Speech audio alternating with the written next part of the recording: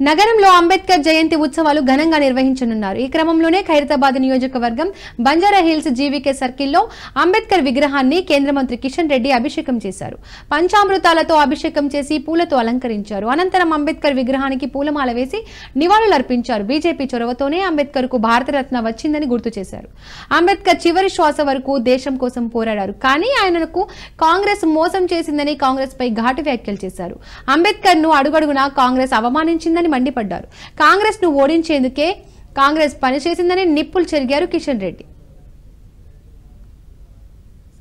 Bharatiya Janata party 1980లో ప్రారంభించినప్పటి నుంచి నేటి వరకు కూడా డాక్టర్ బాబాసాహెబ్ అంబేద్కర్ యొక్క జయంతి ఉత్సవాలను, వారి ఆలోచన విధానాన్ని, వారి స్ఫూర్తిని తీసుకొని ముందుకెళ్తా ఉంటాం.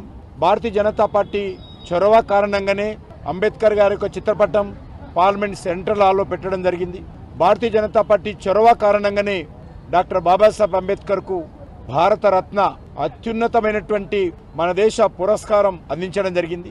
అదే కాకుండా అంబేద్కర్ ఆశయాల సాధన కోసం అంకిత భావంతో భారతీయ జనతా పార్టీ పనిచేస్తూ ఉంది. వారు జన్మించినటువంటి స్థలం కానీ, వారు దీక్ష తీసుకున్నటువంటి స్థలం కానీ, లండన్లో వారు చదువుకొని నివాసం ఉంటున్నటువంటి ఇల్లు కానీ, ఢిల్లీలో వారు